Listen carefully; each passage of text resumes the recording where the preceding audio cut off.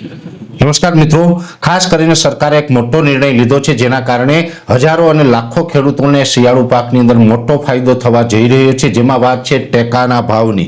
ટેકાના ભાવે શું નિર્ણય લીધો છે તેની સંપૂર્ણ વાત કરીએ। આમ જોવા જઈએ તો ચાલુ વર્ષે સરકારે અનેક પ્રકારના નિર્ણય લઈ અને ખેડૂતોને ફાયદો પહોંચાડ્યો છે, જેની અંદર મગફળી હોય, કપાસ હોય, સોયાબીન હોય, તુવેર હોય વગેરે જણસની સરકારે ટેકાના ભાવે ખરીદી કરી છે। અને હવે વધુ એક વખત શિયાળુ પાકની અંદર જે ઘઉંનું વાવેતર છે, ઘઉંની પણ ટેકાના ભાવે ખરીદી થવા જઈ રહી છે।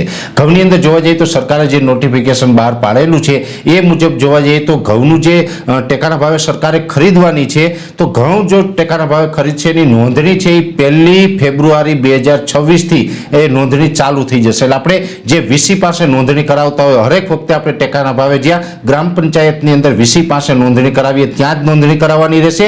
1 ફેબ્રુઆરી 2026 થી 1 માર્ચ 2026 સુધી એટલે કે 1 મહિના સુધી આ ટેકાના ભાવે નોંધણી થશે।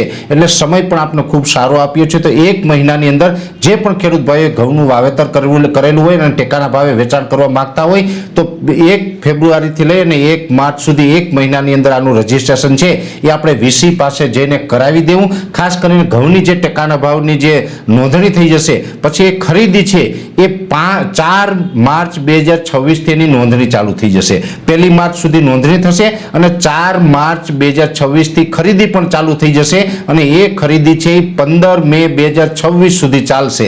એટલે કે માર્ચ મહિનાની શરૂઆતથી લઈ અને મે મહિનો અડધો વીતી જાય ત્યાં સુધી આ ખરીદી ચાલવાની છે।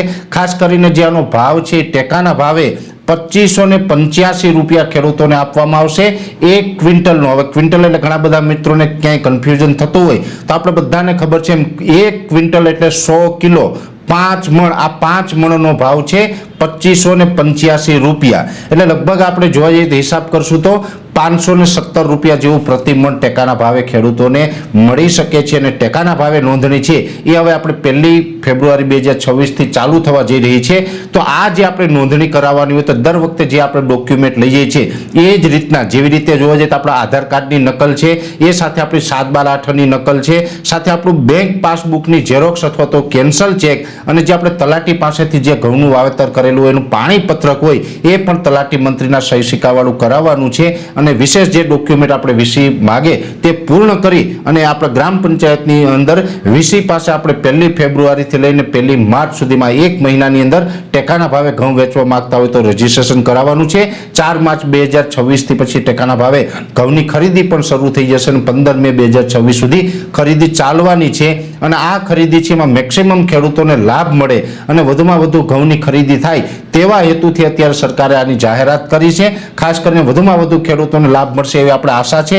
હજારોની પણ લાખો ખેડૂતોને આનો લાભ મળે અને ટેકાના ભાવે પોષણક્ષમ ભાવે જો આ વેચાઈ જાય તો એ પણ આપણા માટે એક સારી બાબત છે। જેવી રીતે મગફળી અને મગફળીની અંદર પણ આપણે બધાને ખબર છે કે મગફળી હોય, સોયાબીન હોય, તુવેર હોય એની અંદર પણ અનેક ખેડૂતોએ આ લાભ લીધો છે અને વધુ એક લાભ જો આપણે મળવાનો હોય તો દરેક ખેડૂતોએ આ ટેકાના ભાવે વેચણી કરવાનો લાભ છે એ મેળવવો અને જે મિત્રો એક રજીસ્ટ્રેશન કરાવ્યું હોય એની આ ટેકાના ભાવે નોંધણી કરાવી દેવી, જેથી કરીને આપણે પ્રતિ ક્વિન્ટલ 2585 રૂપિયા સુધીનો ભાવ મળી શકે। છતાં પણ કોઈ વિશેષ માહિતીની તમારે જરૂર હોય તો તમારી ગ્રામ પંચાયતની અંદર વીસીની પોસ્ટવાળા જે યુવાનો હોય એમનો સંપર્ક કરવો। વિશેષ માહિતી છે ત્યાંથી પણ તમને મળી જશે। અત્યારે આ વિડીયોની અંદર એટલું જ। અંતમાં દરેક મિત્રોને વિનંતી રહેશે વિડીયોને લાઈક આપીને દરેક ગ્રુપમાં શેર કરી દેવો। જો તમે એમને યુટ્યુબ ઉપર જોઈ રહ્યા હોય તો ચેનલને સબસ્ક્રાઈબ કરજો અને ફેસબુક ઉપર જોઈ રહ્યા હોય તો પેજને ફોલો કરજો। નમસ્કાર।